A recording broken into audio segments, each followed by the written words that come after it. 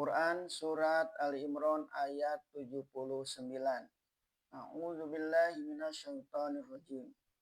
Makana li basyarin ayyutiyahullahu kitaba wal hukma wan nubuwata summa yaqula linnasi kunu ibadalli min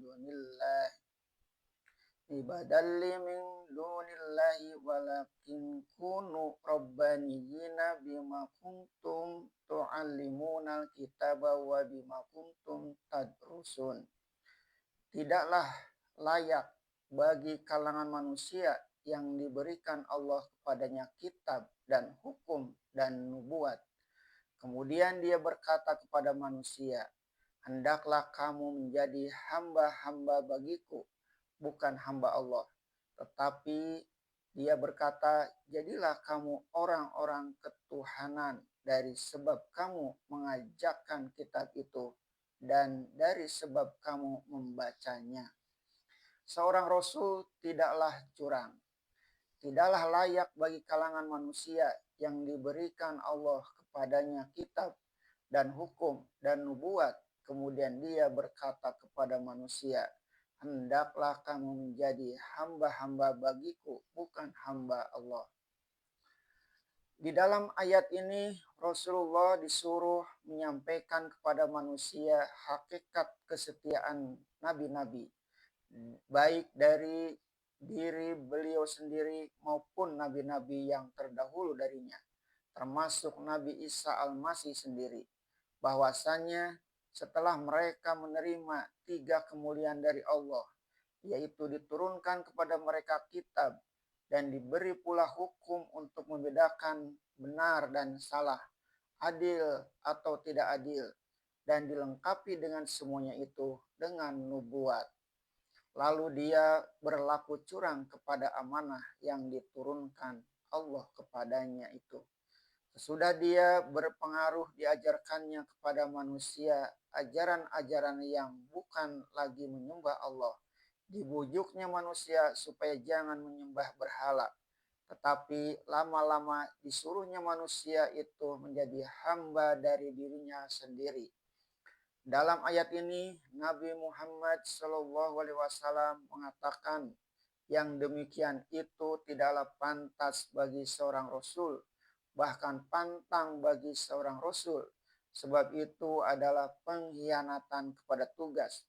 Cocok sekali ayat ini dirangkaikan dengan ayat yang terdahulu tadi, bahwa pengkhianatan kepada janji adalah khianat yang sangat besar.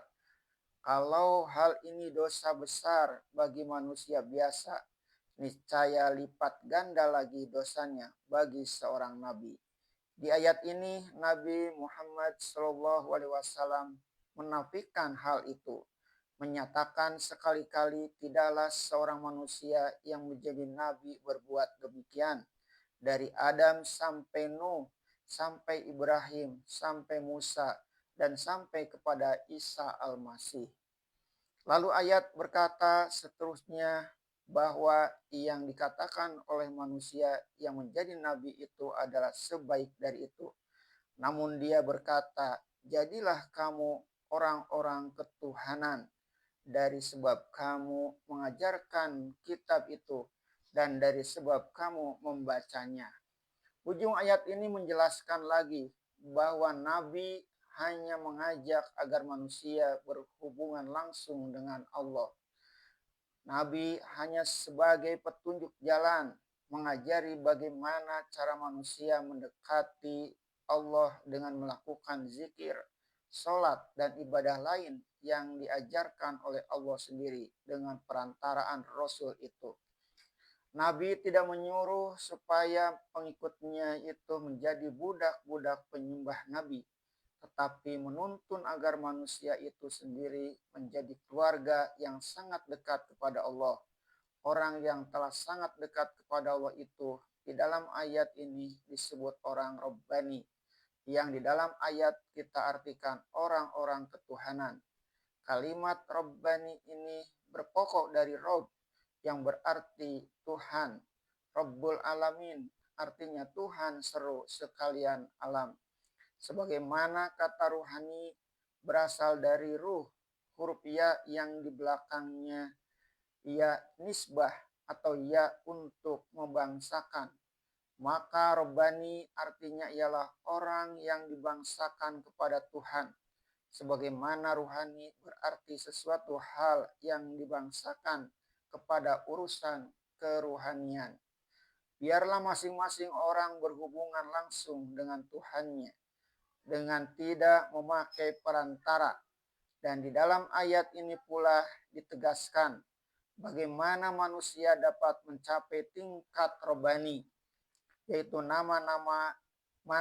mana-mana orang yang telah mempelajarinya dan telah pandai. Hendaklah dia mengajarkannya pula kepada orang lain.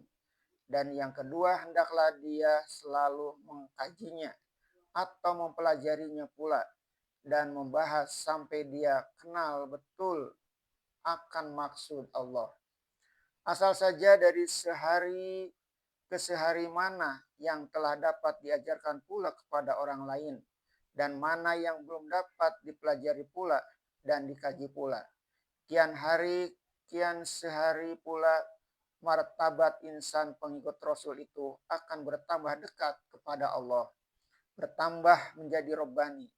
Lantaran itu tidak ada seorang manusia yang menjadi nabi, meraih dan membawa pengikutnya supaya menjadi hamba Allah dan lama-lama lanjut menjadi orang ketuhanan, orang Robbani. Mana yang belum dapat pelajari terus dan tuntun pula murid-murid supaya dia menjadi Robbani pula. Hendaklah seorang Robbani menjadi pecontoh Nabi pula, mengajak orang lain mendekati Allah, bukan memuji dirinya sendiri. Sebab itu Ibnu Abbas menafsirkan Robbani ialah orang-orang yang jadi ulama dan hukama, berpengetahuan lagi berfilsafat. Katanya pula dalam tafsir yang lain, Robbani ialah ulama dan fuqaha, yaitu orang yang berpengetahuan dan mendalam pahamnya. Sebab itu orang Robbani itu selama hidupnya ialah belajar dan mengajar, mengajar dan belajar lagi. Sampai dia tahu rahasia mengapa diperintahkan. Sehingga boleh dikatakan bahwa perasaannya telah mendekati perasaan Allah. Tersebut di dalam sebab turun ayat ini satu riwayat dari Ibnu Ishaq dan Al-Baihaqi dari Ibnu Abbas. Ibnu Abbas berkata bahwa seorang bernama Abu Rafi Al-Qurazi atau dari Yahudi Bani Quraisyah dengan beberapa pendeta Yahudi dan pendeta Nasrani dari Najran yang sedang berada di Madinah itu berkumpul-kumpul di hadapan Rasul Allah Subhanahu wa taala, Rasul sallallahu alaihi wasallam. Lalu Rasul Allah sallallahu alaihi wasallam mengajak mereka memeluk agama Islam. Maka berkatalah Abu Rafi tersebut, "Apakah engkau menghendaki ya Muhammad supaya kami menyembah memuja engkau sebagaimana orang Nasrani menyembah muja Isa?" Langsung Rasulullah SAW menjawab, Ma'azallah, berlindung aku kepada Allah. Tidaklah aku bermaksud begitu. Setelah itu turunlah ayat ini. Dikeluarkan pula dari Abu Razak di dalam tafsirnya yang diterimanya dari Al-Hasan.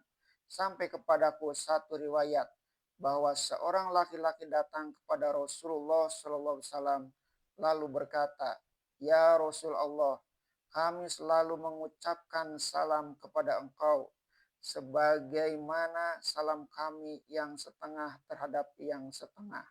Apakah tidak lebih baik kalau kami sujud kepada engkau?"